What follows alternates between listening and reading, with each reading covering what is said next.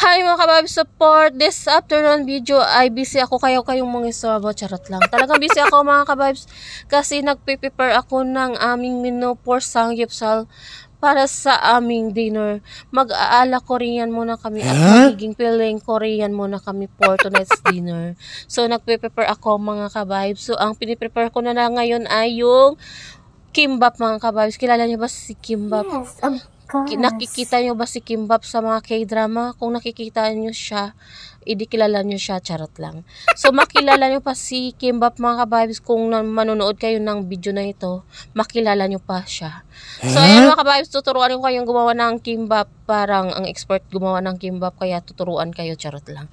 So, ayan mga kababs, yung version ng kimbap ko, ito, yung pang 4 na, pang mahirap na kimbap lang ito mga kabibes. So, huwag nyong gayahin, charot lang. So, ito mga kabibes, yung aking version ng kimbap. Gumawa ako ng sarili kong version ng kimbap. Pero parang Korean kimbap din ito, tingnan. Sa mukha lang, parang Korean kimbap lang siya. Charot lang.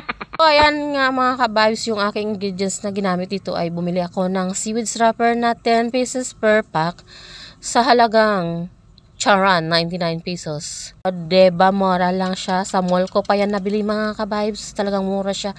So, seaweed wrapper din.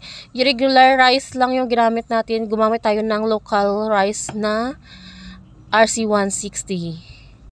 Kung dito ka sa Pilipinas, may RC160. Charot lang. Yan nga, regular rice lang. Kahit anong rice. Basta yung maputi or yung malambot, hindi matigas. Na parang ice na sa tigas, charot lang. So, gumamit din ako ng carrots. Yung carrots natin ay strips natin siya. Tapos, yan ay igigisa natin. Gisa lang na, parang blanch na pagisa. Yung tinatawag nilang half cook lang. So, tapos, gumamit din ako ng beef. Kunting beef lang na parang bulgogi yung lasa niya.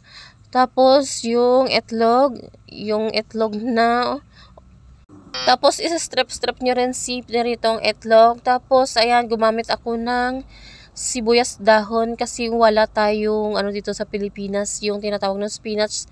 Kasi yung green na dahon na nilalagay is spinach sana yon, pero wala tayong spinach dito. So, ayan, ang alternate ni spinach, yung sibuyas dahon.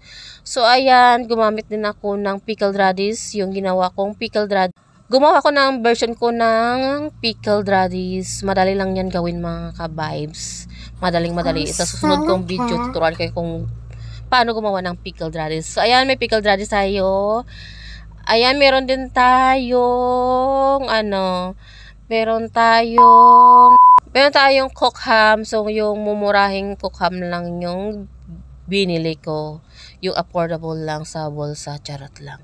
Marami namang klase yung cook ham. Yung binili ko is El Rancho brand mga kabays para mura siya. So, pinirito na natin si ham at strip natin pagkaluto niyan.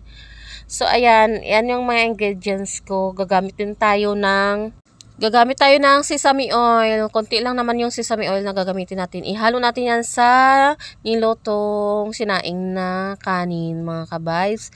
Yung sinaing natin is, pagkasaing natin, wag muna natin lagyan ng asin at saka sesame oil. Ipalamigin muna natin ng konti lang, mga kabays. Saka natin lagyan ng asin at sesame oil na konti. Tapos, haluin lang yan. Tapos, ipalamigin ng konti para hindi maluto yung ating seaweed wrapper. So, ayan. Tignan nyo na lang yung video kung paano ginawa ang kimbap. Pero hindi ko na pinakita kung paano ko nilagyan ng sesame oil at asin yung sinaing na kanin. So, ayan. Yung una natin gagawin is yung ilagay natin yung seaweed wrapper. Tapos, ilagay natin yung kanin. Ang pagkalagay ng kanin, mga kabayos, ay nipis lang. Manipis lang, wag yung sobrang daming kanin kasi pangit tingnan niya pag na-slice na yung kimbap natin. So, ilagay natin yung ingredients niya. Depende sa inyo kung ano unahin yung ilagay na ingredients. And, depende din sa inyo kung ano mga ingredients na gusto nyo ilagay kasi marami naman klase yung kimbap. Kung ano yung gusto nyo na kinakain nyo na ingredients, yun yung ilagay nyo. Kasi marami tayong version sa kimbap. Pero itong version ko is akin lang to, charot lang. Ito yung nakasanayan ko na version kasi mga ka-vibes. Kaya ito yung lagi kong ginagawa. Minsan gumagawa rin ako ng ibang version. Tinitikman ko yung ibang version para maiba naman. Pero kapag ako ang gumagawa mga ka-vibes, hindi ako kumakain kasi nga sa amoy pa lang busog na ako, charot lang. Ganyan ako magluto mga ka-vibes. Amoy pa lang busog na ako kaya wala na akong ganang kumain. Hahanapin ko yan kung wala nang natira, kung ubos na nila, charot lang. Yan mga ka-vibes, iro-roll na natin pagkatapos natin siyang ilagay yung mga ingredients lahat-lahat, iro-roll natin siya. So, i-roll na natin ng maayos para hindi siya yung tawag nito, yung parang i-press natin ng mabuti kapag nag-roll tayo mga ka-vibes kasi para pag-slice natin hindi malalaglag yung mga ingredients na sa gitna. Yung akin kasi minsan sa sobrang madali ko nalalaglag kasi wala akong pakialam sa mga ginagawa ko, charot lang. Ganyan ako gumawa kapag hinahabol na yung oras mga ka-vibes. Kami lang naman kakain yan eh. Hindi naman yan ibibenta, charot lang. Kapag ibenta ko yan mga ka-vibes, talagang bubutihan ko ang paggawa. Talagang aayusin ko ang paggawa, charot lang. Kaya minadalian na gawa itong version ko ngayon kasi nga hinahabol ko yung oras kasi magdi-dinner kami ng 6:30. So anong oras na? So kung hindi ko ito bilisan, talagang malilate ako sa pupuntahan ko kasi pupunta pa ako sa mga friends ko. Doon kami magsasangyupsal, hindi dito sa bahay. So malayo pa yung i-travel ko, charot lang. Para ang layo talaga, no. 20 pesos yung pamasahe, ang layo, no. Nagmamadali ako mga kabais kasi nagtitext na sila kung nasaan na daw ako, bakit wala pa yung pang dinner namin, o di kayo nang magluto dito para mabilis, charot lang. Parang tumutulong, no, parang tumutulong sila kasi nagreklamo na matagal daw ako.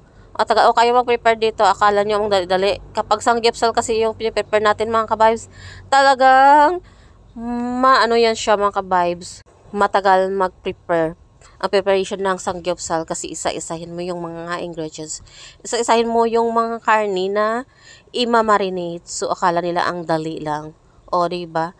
So, ayan, tapos na akong gumawa. So, ayan, ready to eat na itong aking kimbap. So, hindi ko na pinakita yung mga sanggipsal ko na menu mga ka-vibes. Yung kimbap lang. Kimbap version lang muna. Sa sunod, ipakita ko sa inyo. O, diba? Nagmamadali ako kaya bulol-bulol. O, okay. Thank you mga ka-vibes. So, thank you for watching mga ka-vibes. Sana may matutunan kayo sa aking kimbap version. So, bye-bye. So, tara, magsanggipsal tayo.